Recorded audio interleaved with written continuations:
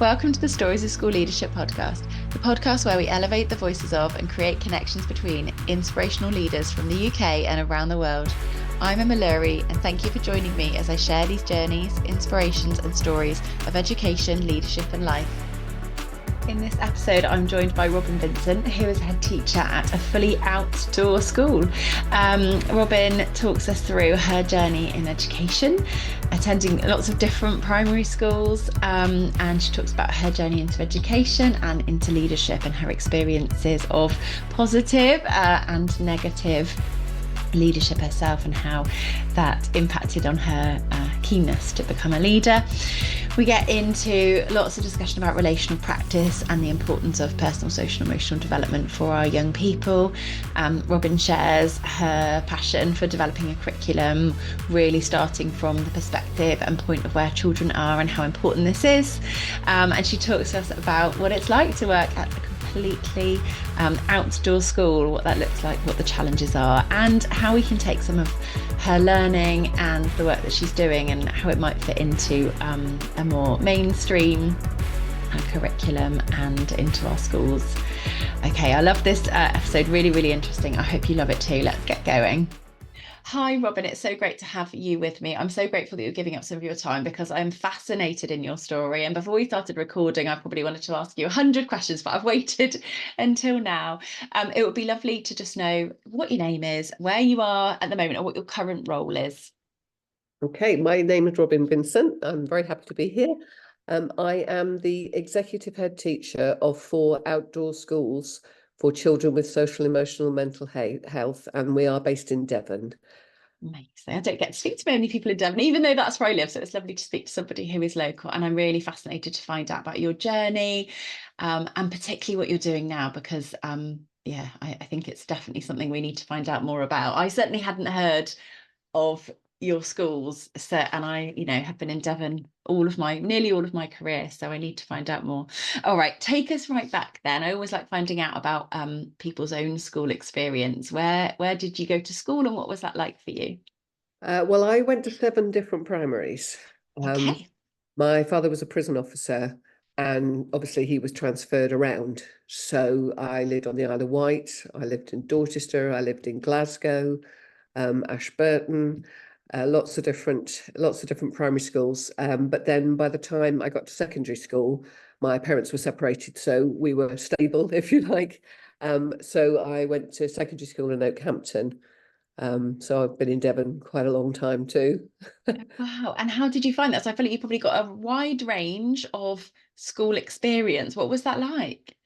It was it's only really now looking back, I realised how different they all were. So I went so the Dorchester School, for example, was very modern and didn't teach timetables and handwriting in, the way that it was traditionally. And we're talking a long time ago.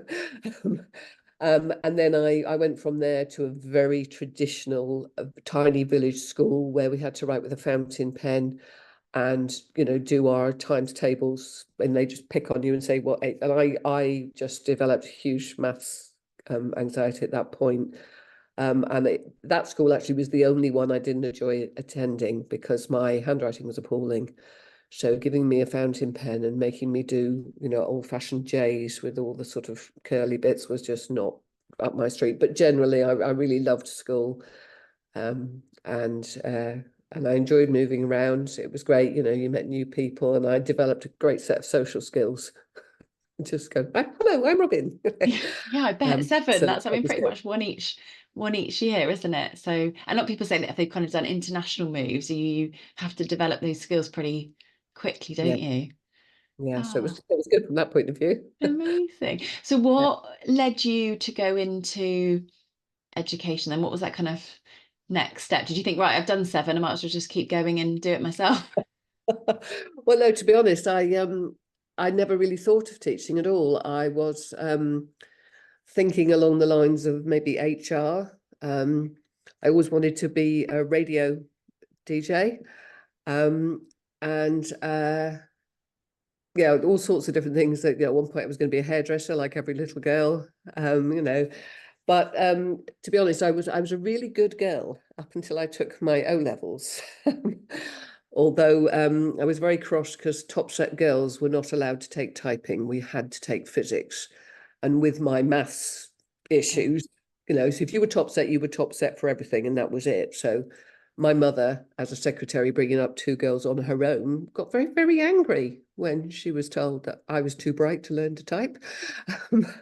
So I went, but during my A levels, so I'm living proof that you can make lots of mistakes and still get to somewhere where you can have an impact. So I became pregnant during my A levels.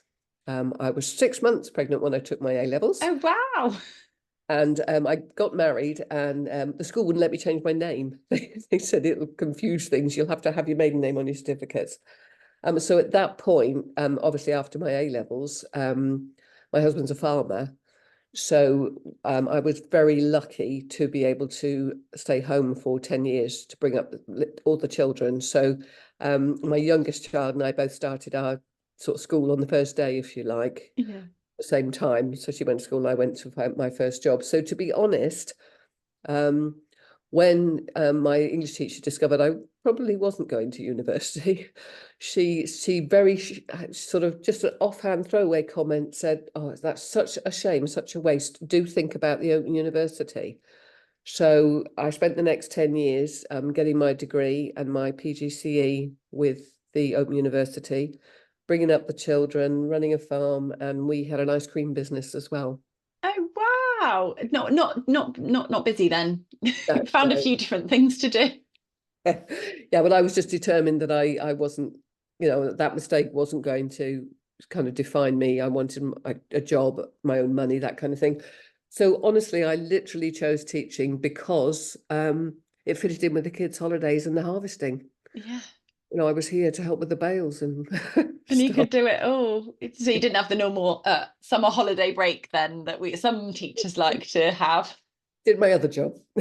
Perfect. Well, it sounds like you were very busy. And so what was your first kind of in terms of career wise, first school and then what led you into the leadership roles?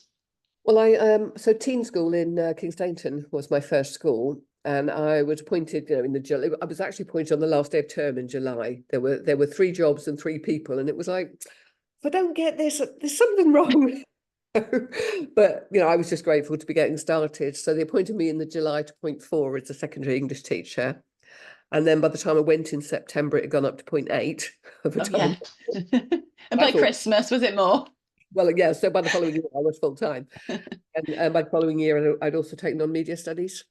Okay. I was English and media studies in a sort of 6-person department in Kingstainton. I stayed there for 8 years because I kept getting progression. So I was deputy head of the English department, deputy head of year 9 and deputy head of year 12. And then I was head of media studies, at which point I became a senior examiner in media for AQA. And then I did a couple of postgraduate modules of study. And then my head teacher sort of said, well, you really, if you're going to go any further, you're really going to have to get experience of a different school.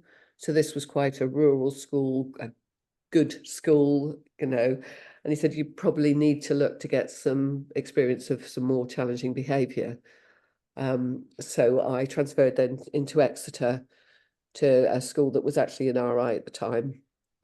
Suffering. People think that Exeter is this lovely country town, but it suffered a lot of the same inner city issues. A lot of gangs, a lot of knife crime, a lot of drugs, a lot of absenteeism, a lot of families struggling. So I really learned a lot. Yeah. And I was head of year 11 there, and various other things I was doing. But getting into the reason I wanted to get into leadership is because I've always been one of those people that when I see something that I think isn't quite right or could be done better, I think, right, well, I'll do it then. Do it myself. So, yes, it was very much a kind of change from within sort of attitude that I wanted to get into leadership. But I found it very difficult to get past that upper middle leadership. Mm-hmm. And I became quite delusioned at that point. I spent a lot of time being told I wasn't enough of a Rottweiler to be a head teacher. Oh, wow, that's an interesting Yeah. So after a notion. while, you kind of you believe it if you're told often enough. I mean, Yeah. I went for several interviews. I remember one particular interview, I was debriefed by two separate people, and one of them said, "We're a little bit concerned about whether you come across as tough enough." The other one, same interview, said, "You need to be careful you don't come across as a ball breaker because it frightens the interview panel." So Oh, wow. how could the same interview bring about both those reactions? That was the point at which I went, you know what, I don't think this is me. No. And before that, if you look back over your career in terms of teaching and then into leadership, what different people inspired you? Like, did you see both of those sides or? I saw a lot of people who led through fear Mhm.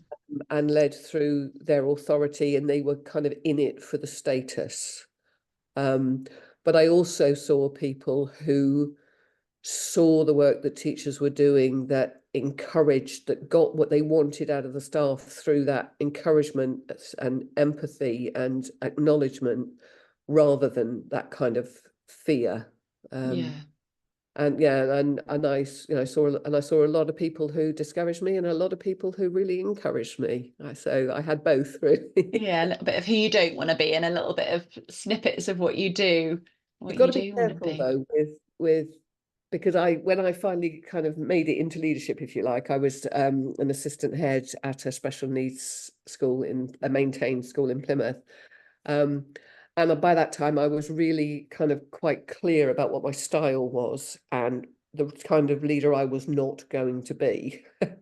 And then when I came into this job and I suddenly had the trust of my directors and the freedom to develop the school. When we started, we were two sites with 21 children and 18 children and 21 staff.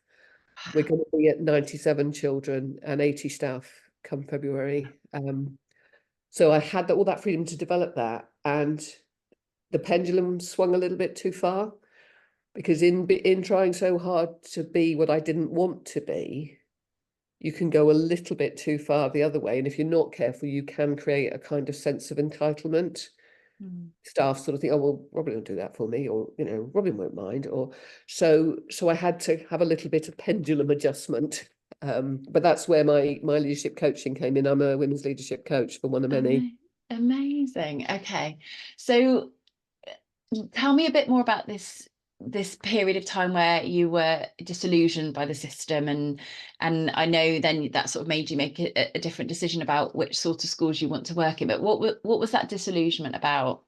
Well, I think I remember there was actually a moment when I decided I don't think I can do this anymore.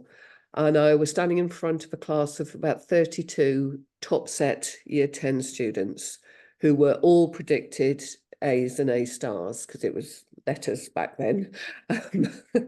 And we've been kind of told in some moderation training that what stopped these young people getting their A stars was that they weren't engaging on a personal level enough with the texts. They were saying all the right things and getting all the techniques and all that kind of stuff, but there wasn't that personal sort of engagement with the poetry, Yeah. particularly.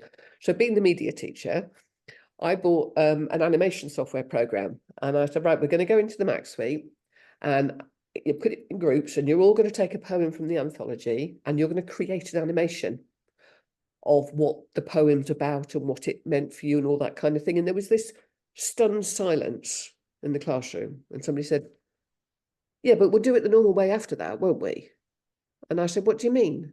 He said, well, you know, when you go through the poem and you tell us what all the techniques are and why the poet might have used them, you'll do that afterwards, won't you? And I said, you know, you're not understanding. You're not, if you're going to get the highest grades, you've got to have a personal, well, yeah, we'll do it, but you'll do that afterwards, won't you? And they couldn't let this go. And I'm sort of standing there thinking, what am I doing? I could give these children the textbook. They've got the parents at home to support them. They could go and get their A grade without ever having spoken to me. What am I doing? And the school I'd been in previously, the one in Exeter with the behaviour problems, as head of year 11, I'd worked with the most challenged young people. and I missed them. I there was a moment where a child on the reception said, "It's a phone call for you." It's the child's name. And I said, 10 o'clock, what are you doing? Why aren't you in school? She said, "Miss, could you come to the park?" I said, "Well, you're going to have to give me a little bit more than that. Why do I need to come to the park?" "Oh, well, my friend, pupil B, has drunk a bottle of vodka on the way to school and I don't know what to do." On my way. Coming right now. And then when I'm standing in front of this top set class, we're all lovely children, but just going, I'm not making any impact on these children at all. So that was the point at which I chose to go into special. I'm not even sure if that's what you asked me, but No, it is. It was about that, that disillusionment. And I guess that bit is around I really heard you talking about that passivity of our learners, that they're just so used to us feeding them. We are the fountain of all knowledge as teachers and educators. Our curriculum as it currently stands is very knowledge heavy. And I certainly got that, feel that sense as well, that we have young people who sit there thinking, right, I'm here, a vessel to be filled, give me the knowledge and I'll just, I'll do what I need to do with it. And they learn the strategies, but actually do they have this in-depth sense of understanding it, but also knowing what to then do with it? Like we're just teaching them. If we talk about the testing system that we currently have, we're just teaching them to pass the test, and do they really understand the point of it and what they're going to use it for? I mean, how many times does a child say to us, "Wow, when do I need this in the real world?" And actually that's kind of living proof of the sense of these children who you'd given amazing skills and knowledge to, but didn't really have a sense of what the purpose of what that was. and Was there I still, anything else in terms of I guess, the other aspects of like curriculum or policy or strategy that you just thought this just isn't fitting with your values? we're we're not teaching learners to be lifelong learners. We're paying lip service to it, but for me, real learning is knowing what to do when you don't know what to do. And knowing that Byron's really keen on alliteration isn't going to help you with that. It's not even true, but but that's not real learning. That's not producing young people who are going to be facing the problems that society and the world and the planet is going to be facing. There's no flexibility. There's no room to make a mistake. There's no room to learn how to make the best of a mistake. I was never allowed to make a mistake. I was a top set girl. I passed everything. I mean, the first time I failed something was like, oh my God, I don't have the tools to deal with this. What No. going on? And we know So that the real world, we're faced with just failure after, that's just being a human, being an adult, you just fail and you're right. I think not whether we build that into, have it as an element of a strand of our PSED or our, PD curriculum. Okay, there's a little bit there, isn't there? But we're not doing the doing in our teaching. And that's really clear. Kids get that. You can tell us what to do in one lesson, but then you're not actually showing that it's okay to do those things in other lessons. And if you think about, I truly believe, and it might sound a bit cynical, but I truly believe that at the moment, with our education and assessment system, this country will never produce, or will produce very few real innovators. Because to innovate, you have to try and fail time and time and time again. And if you can't do that, then everybody's just going to go with the flow, aren't they? And of course, there's the old chestnut as well, that we're preparing them for our world, not the one that they're going to face. Well, and that's right. So, I mean, I love that quote, knowing what to do when you don't know what to do. I mean, how many of our young people, and you see it in the smallest of moments. I mean, I'm primary, my where I've been mostly working is primary, and you just see it in that bit where they go, oh, I don't have a pencil. You remind me of that A Bug's Life, when they get to the leaf and they just go, oh, I'm lost. And I just think that's what we're doing, because they've got to use this pencil and they've got to use this paper. And when it's not available, like, it all stops, it all falls down when their teacher's not there. But actually, from an earliest perspective, young people are born to learn. We just don't give them that trust and those tools to actually go, do you know what? Let's work this out together and let's do it. Well, and and our sort of philosophy is very much around metacognition, never say that, metacognition and constructivism, about meeting the child where they are. And so we had we know what we're trying to teach, obviously, but about 2 years ago, I threw out the national curriculum and completely rewrote our own. Did you burn it? And phases? Yeah, we're not doing that anymore. That's it. Now, so the things they need to learn, the basic maths and English and that kind of thing, are still in the curriculum, but we don't assess them against each other. We don't assess them against national norms. We only assess them against themselves. Are you better than you were at this last time we looked at it? And so the thing that the teacher with the teacher-led project, everything we do is project-based. So the tutors lead the projects in the early years, and then as they go, they're developing their own projects because they know they have a radar chart and they know what skills they're trying to fill. So we get them to that stage.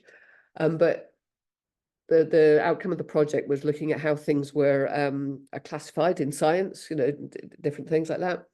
And we were looking at tree species, and most of the group were absolutely fine with that. And they wanted to know about trees and all the rest of it. One of them, quite a long way down the spectrum, was having none of that, not in the slightest bit interested in trees and wasn't prepared to engage. But what he would do was classify British Rail's trains. So he learned what we were trying to teach, but in his own way.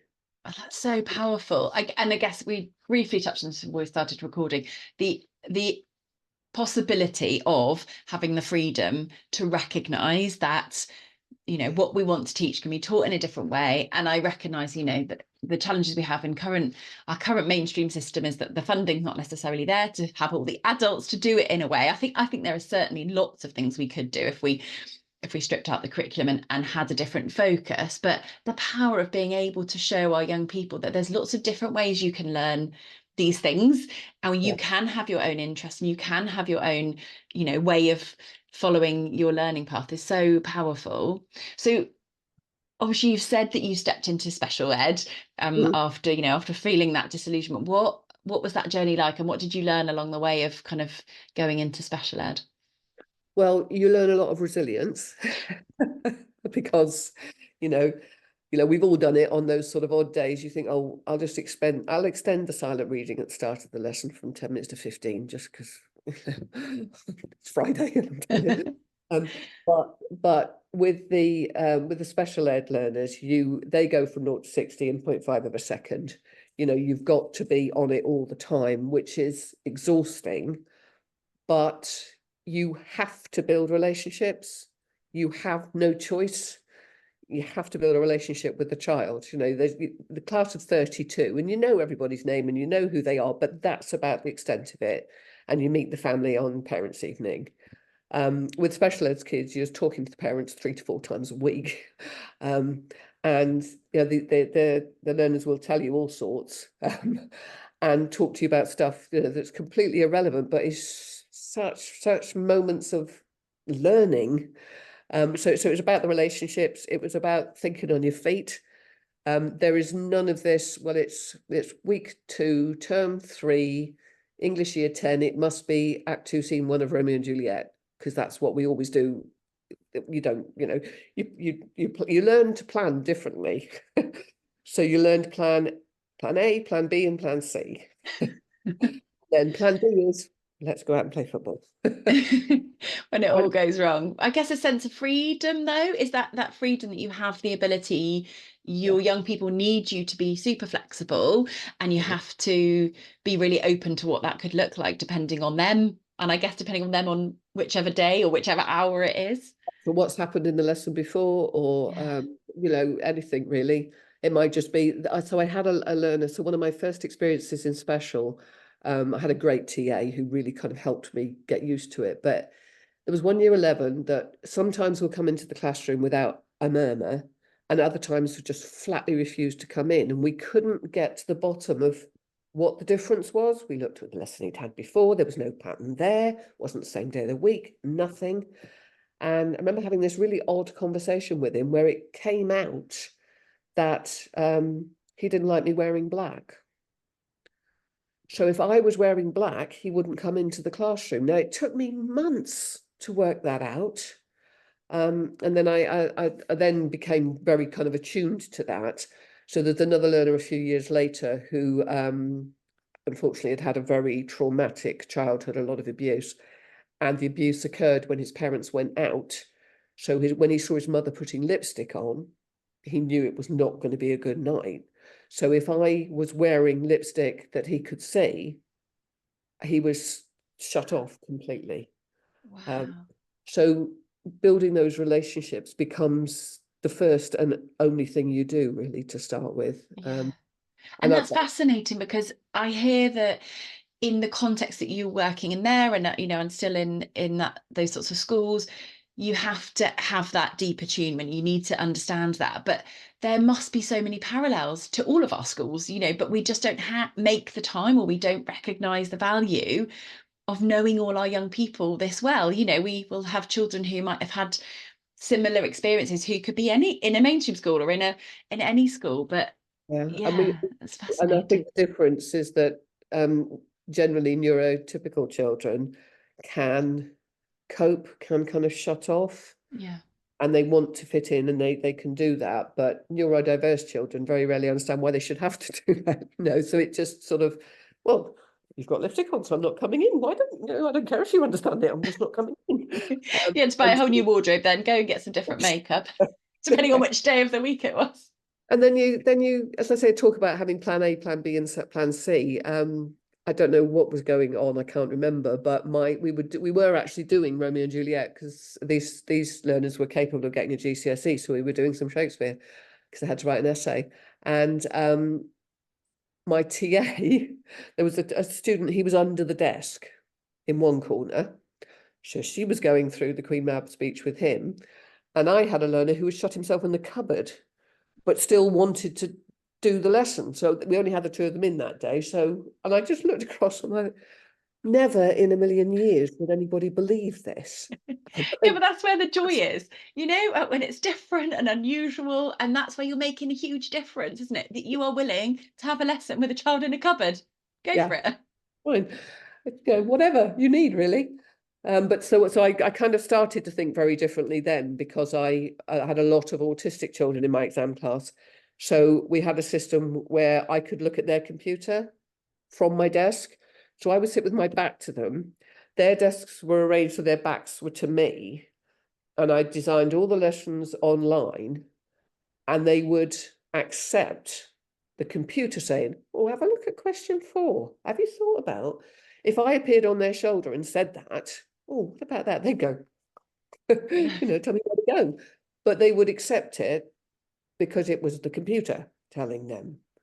And so I started to think very differently then. And then obviously when I got the opportunity to do what I'm doing now, it was like, right, we can be Yeah, really tell me more about this. I need to know more about your outdoor schools, and also about how you've designed the curriculum, because it feels like that's really special. well. The outdoors bit, we the learners arrive at 10 and they go at 3:30, but staff are 9 till 5, so there's plenty of time for staff to do the things they need to do. Day starts with grounding and check-in. So some learners need to go and run, some like to read a book, whatever, and check in that the adults take part. Each group of 8's got a fire pit with a tarp, and they have their check-in there. Breakfast is available off the fire if they want it, and they've got a 3-sided fuel shelter as well, but the grounding and the check-in takes place around the fire. Then the morning is project-based learning, depending on their age, whether they're teacher-led or learner-led.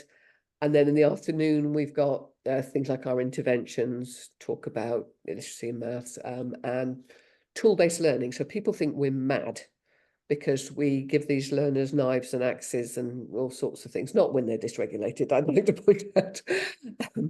But we do a lot of whittling and tool-based work and all that kind of thing. Lunch is cooked by the learners on the fire. They don't have to eat it, of course. They still take part in the cooking if they want to. It took us 18 months to get one learner to have a sausage off the fire, and nobody understood it. I was so excited. I said to my husband, and he's looking at me going, It's just a sausage. yes.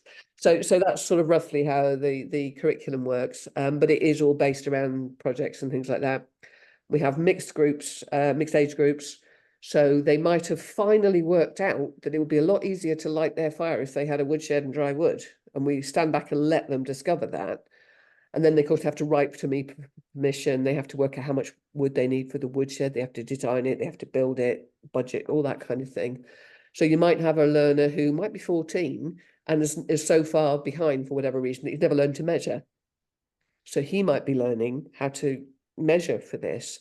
And there might be another one who's capable of doing the trick to work out the angle of the roof and how much wood we need. So the project involves all learners.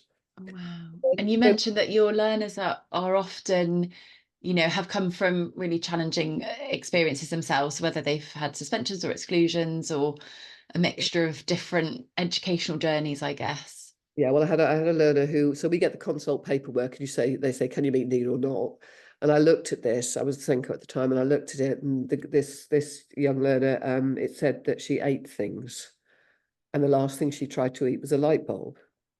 So I said, I didn't meet the child. I said, look, best will in the world, we do poisonous plant walks, but I can't guarantee her safety. So and they failed to place her 3 or 4 months later. They came back to, would you just meet with her?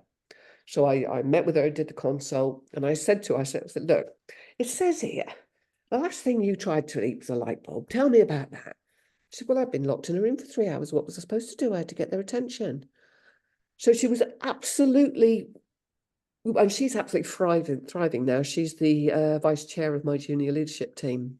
Wow. So, all sorts of backgrounds, but that wasn't what you asked me. Well, it was an example of where, the experiences that some of your young people have had. And I know, before we started recording, you said sometimes we're the end of the line for them. These are young children and young people who've not managed to get on in other settings that they've tried. And this is an opportunity where it's done so differently. Yeah. So I've got to say, we've got lots of parents who are fantastic who support us. I've got vacancies on my governing board, but they're not parent vacancies. they're just they're fantastic. Our parents, they're absolutely fantastic. But what drove the change to the curriculum was that I was brand new. So I was a Senko in September, and I took over as head in the February half term, and followed 3 weeks later by COVID. And in between, At least you're outdoors. well, yeah, but they said put your outdoor school online. I mean, I'm entirely sure that will work. But in between starting in February and COVID, Ofsted came, so they hadn't even given us a year to get started. And we were very generously, I feel, given RI at that point, because he could tell that we knew what we had to do. So that was interesting, shall we say. But so in order I just put things in place. I just put in systems that I knew and understood. Let's get the systems in and then start to work. So I was saying to start, one of the big things that some staff find difficult when they come to us is that if a child needs to be grounded all day, if the one-to-one's taken one look at them and they get out the taxi and gone, no chance, we're grounding all day, I'm not going to come and say, why haven't you done what you planned? Or you haven't done your work, so you have a lunchtime detention. We don't do that. If the child needs to be grounded all day, then you have done what that child needed, and they'll come back tomorrow. And what does that look like? What does, if they're grounded all day, look like? Football, they might Okay. want to spend the day chopping wood, or and Just like regulating and doing the activities that they need to help them that day. And it very, very rarely lasts all day. That they come sort of round to where they need to be. But what was happening was that I was saying to staff this was okay, and that I don't care what you do as long as you're meeting that learner's needs and keeping them safe. And staff were going, you sure you're not going to come down on me like a ton of bricks? What's this about?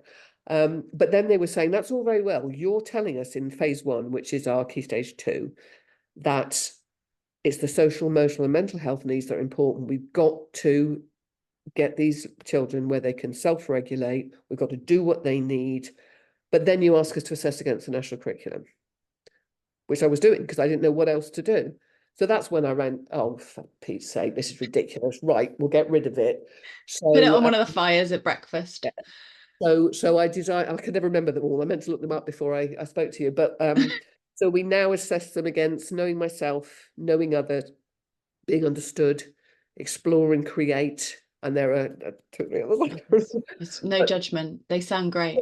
But those are so instead of English, math, science, are you better at knowing yourself now? Are you better at knowing others? Can you be understood? So that's our phase 1, because that allows staff the freedom to show that they've made progress in the areas that the child needs to make progress. Because real learning takes a lot of risk. It's a lot of risk to learn. So if you get them where they feel safe, first thing that happens when they feel safe is we see all the extreme behaviours. Then we deal with that. And then they realise that we can be trusted and all that kind of thing. So then our phase 2, which is our sort of key stage 3, is where we do go back to the national curriculum just to get a sense of where the learners are, but they're still doing project-based, they're still doing their own radar charts, so that we can get them ready for phase 3, which is our key stage 4, and where we are, again, still completely bespoke. So we don't take learners after year 7 because you want time to do that 3 years phase 1 with them. So we had our first year 11 leave in July. They only had 2 of them because we've grown them through. Yeah. It was heartbreaking. Oh, I bet. But that young man had 120 restraints in his first year, and none in his last 2 years. He was the chair of the junior leadership team. He got a place at Bicton College to do a construction course. He got functional skills level 1 in English and maths, plus a load of ASDANs.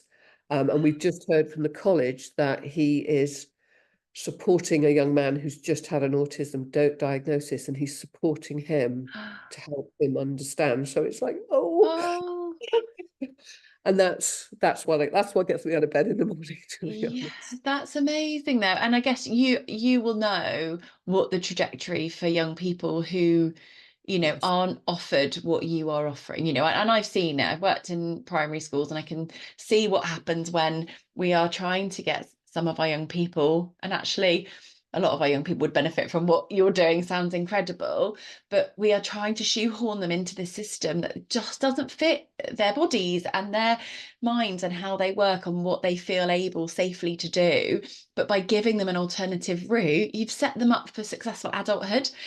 And that's such a powerful, rather than shoehorning them all the way and then letting them out into adulthood, bless them, where they're just not going to have the skills to survive.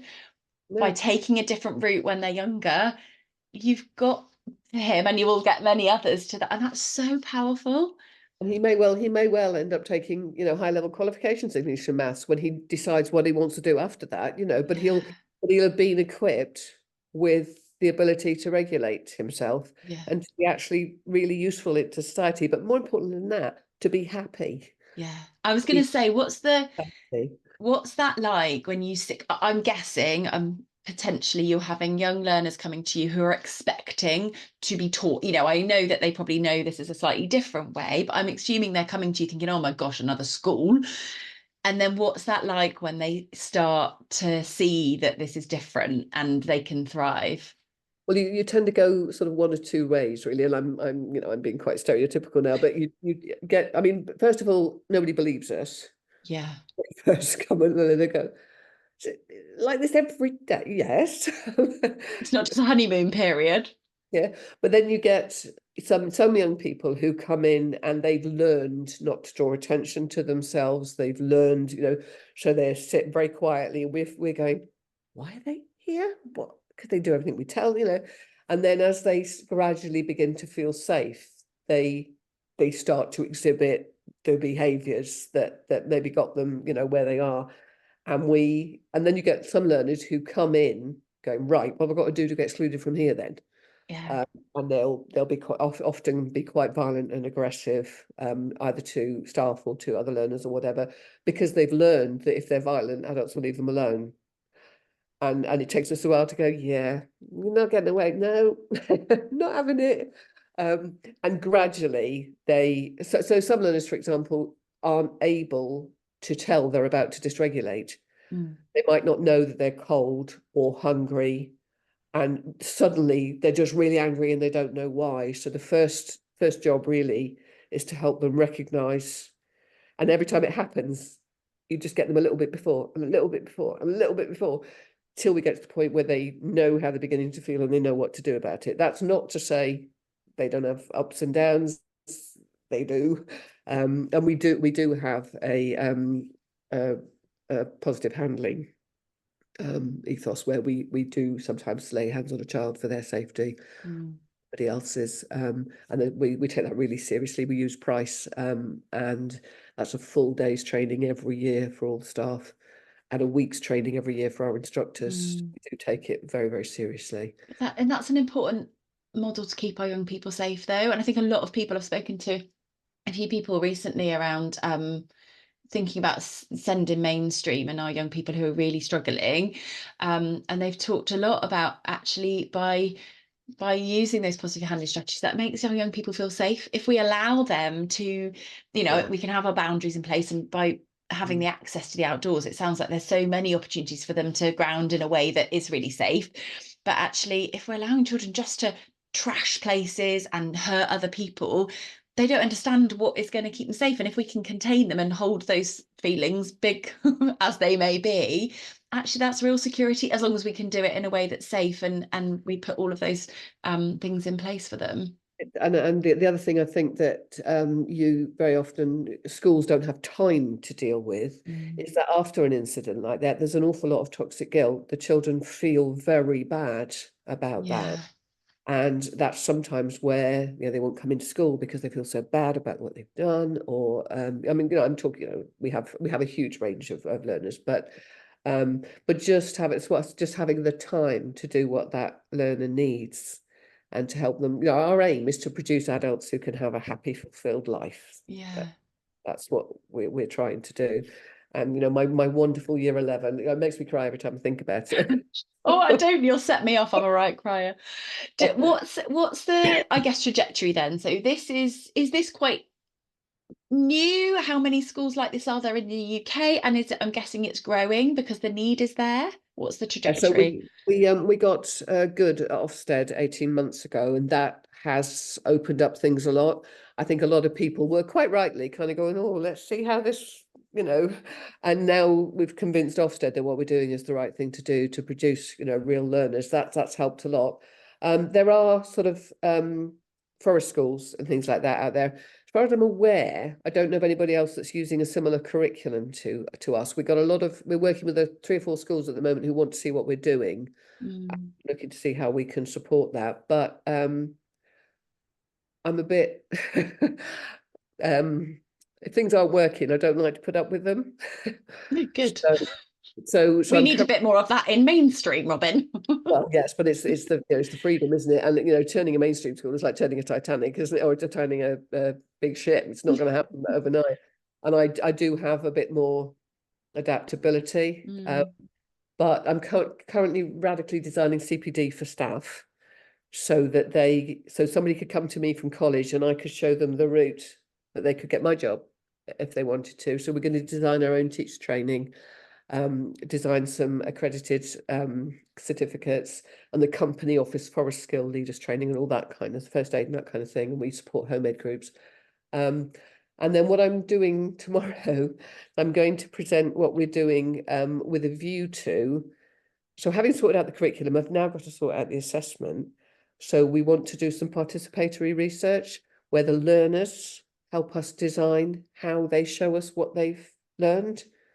So how can you show, rather than sitting a test or something, how can you show us what you've learned and get them involved in that, with an eventual view to having externally accredited level 1 and level 2 qualifications that value what we're actually teaching, so that they still have English and maths entry level or functional skills or whatever, but to have a qualification around, I don't know myself and knowing others, or I don't know what we'd call it. We'd probably be able to call it that, but that's. I mean, I think there's a lot of adults that could do with a qualification in that. These are the things that we forget. And, I'm passionate about early years. So we see this teaching happening in early years. And for some reason, like I said, we think that, a bit, half an hour of PSHE a week is going to do the rest from year 1 right up through into year 6 and then in secondary.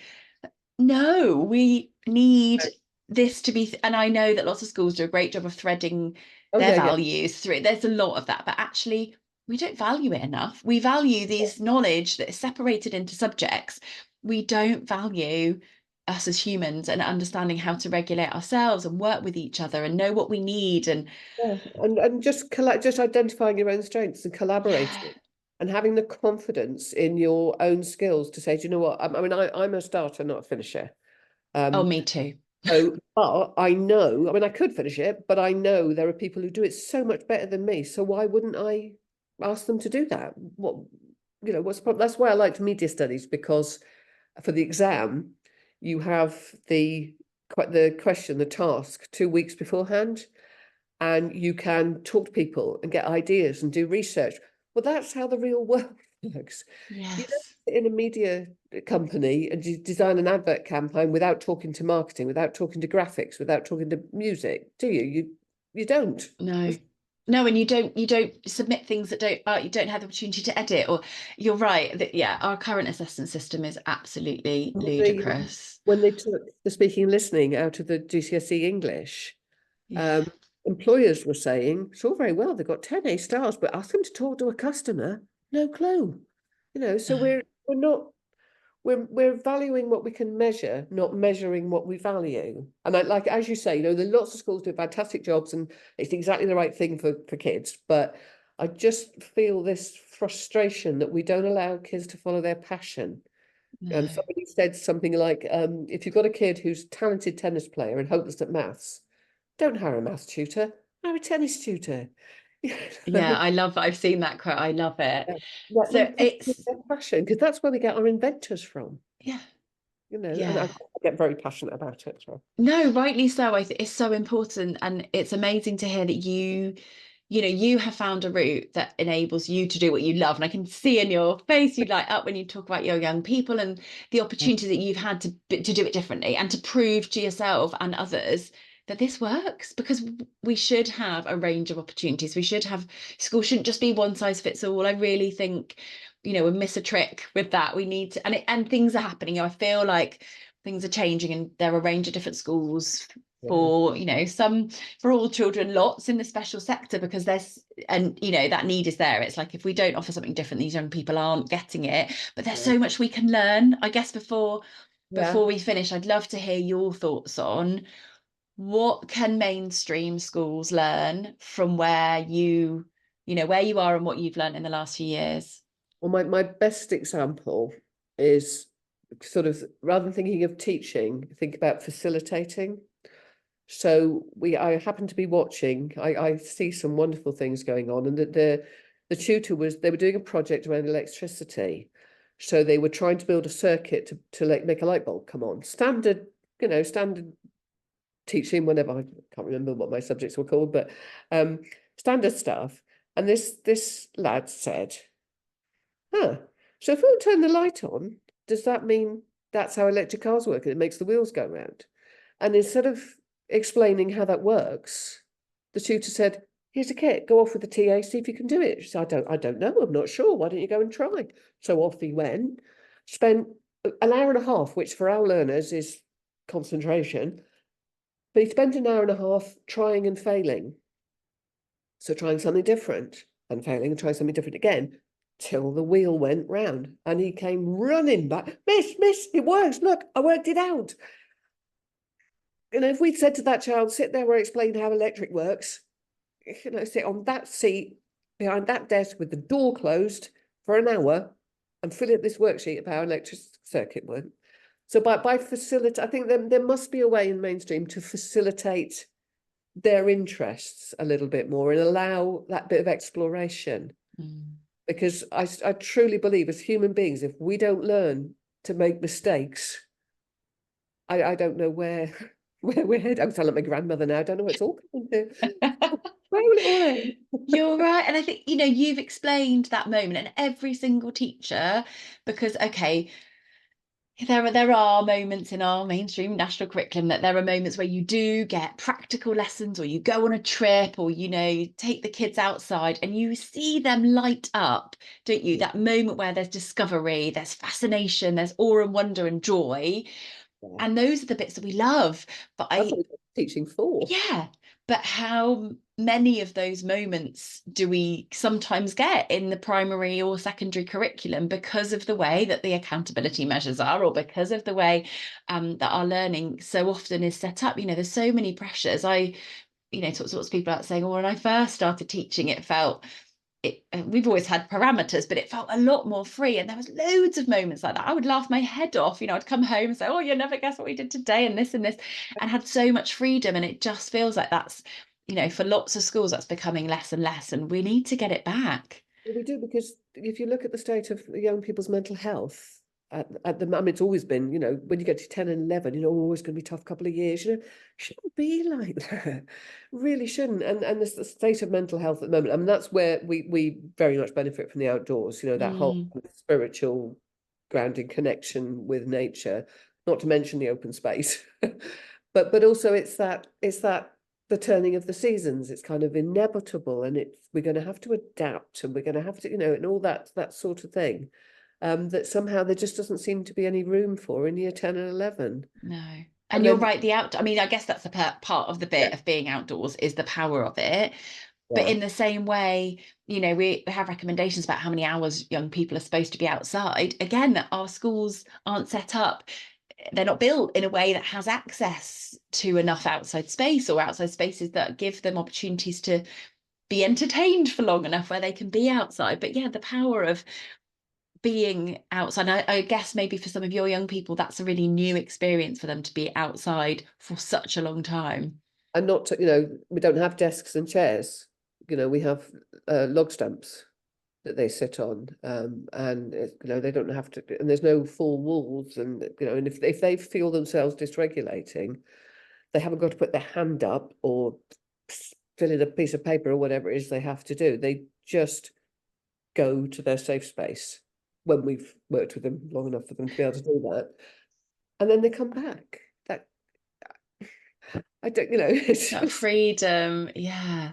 So I know we are dealing with neurodiverse children, but there are a lot of neurotypical children who hide the stresses and anxieties they're having, and that's why we end up with such anxiety in year 10 and 11, particularly post-COVID, obviously, of course. Yeah.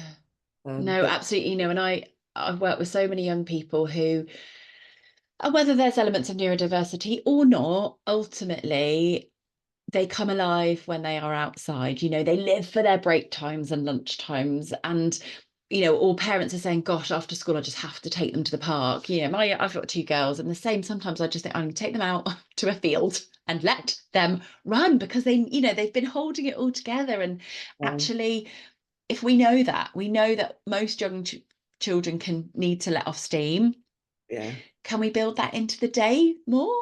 I think we should, and there's ways of doing it, isn't there? A way of being somehow more flexible to young people's needs, and keeping that. When the students get to year 10 and 11 in mainstream, there's none of that awe and wonder and how to play and discover and explore, because there's no time in the curriculum. As an employer, if I'm employed, so obviously I am an employer. When I'm recruiting, if I see somebody who may not have got a standard set of qualifications, but I can see them instinctively, for example, kind of hunker down and get on the child's level. Nobody's taught them to do that skill specifically, but their understanding of how that child might feel. I mean, my son works for my school, all above board and everything, but he's 6'6". So if you've got a small child who's feeling vulnerable, that small child is going to see a threat, and if he was to smile, they might see bared teeth and just go for him, And so people that are empathetic and can instinctively see, those are the skills we can't teach our staff. They come ready to meet these children where they are. And that's something we should be doing as human beings, is meeting all the people we interact with where they are. I mean, that sounds kind of hippy-dippy and sort of idealistic, but that's what I'd like society to be. Yeah, but idealistic is what we need, isn't it? We need, and I think, to be saying, actually, one of what you said there is time. If we could give our staff, and therefore our young people, time to be met where they are, if we could just ask for that, and that might mean stripping out the curriculum, that might mean changing quite radically accountability and assessment systems, but I think we'd get a really successful end point, and isn't that what we want? Well, I think employers would get employable people. I mean, I'm not saying that people that leave school with 10 A stars and then get master's degrees. Society needs those too. But we also need, the other people. A balance. Yeah. And there should be schools for kids who want to sit there. I just want to sit there and learn. I'm going to learn how to code in the next 10 minutes. That's okay. There's nothing wrong with that either. And there's nothing wrong with the mainstream system for the children for whom it suits. We just have to be a bit more and more options that maybe haven't just been given because child, and that, I guess that's it, isn't it? Young people who have an EHCP, a world is opened up to them. The actual route to get the HCP is absolutely horrific at times. So, and then that becomes a really unfair system. But actually, if we had a range of schools that had different ways of learning, and if your school, schools like yours were available to all learners, there was different opportunities. Like, wouldn't that be incredible? For typical children, but it's very difficult to kind of navigate through the kind of systems and all that kind of thing. Because wouldn't that be amazing? We don't want to become a fee-paying school where only those who can afford it. Because that's not what we're about. No. Oh, Robyn, it's been so, I could speak to you for hours. I am fascinated in what you're doing, and I guess what you're learning, because this is an amazing opportunity for the young people that you're serving now. But I think we've got so much that we can learn. And it might not be, I often talk about this kind of, we've got mainstream and current curriculum, and our current system is here. And lots of people, like you talked about, having an ideology about things being totally different, but we might not need to go that far. We can just learn, from what you're doing, from what there's amazing schools in the UK and internationally doing things just differently. And if we could just start to step in a direction that feels a little bit different, wouldn't that be brilliant?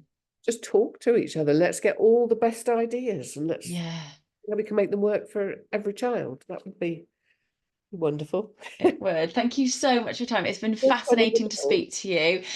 We will post links to some of the things you're doing, because I think probably people will be thinking, right, we're all going to Devon and we need to go and see Robyn and see how this school works, because it sounds absolutely amazing. So thank you so much for your time. I just want to make sure people don't think that I'm completely dissing everything that all the schools do. I'm not at all. I'm just saying we do it differently. But that's what's so special, isn't it? And I think you're not, I speak to so many people who feel that disillusionment with current systems, and we know that some people are so happy in that, there's mainstream schools, there's independent schools, there's private schools doing wonderful things, but there are also a lot of people who either serve young people who are struggling, and they're probably thinking, oh my gosh, they would love Robyn's school, this sounds amazing, or there are staff thinking, do you know what we can be so stuck in the way of doing things, we haven't even thought that there are other ways of doing it. And it's amazing for you to hear your journey, that you felt disillusioned, but you found a different path, and it's led you to be able to do what you're doing now, which is amazing.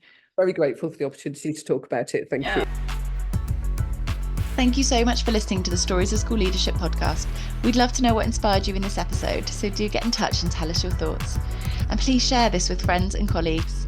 If you have time, a review would mean so much. It really helps us to reach more people.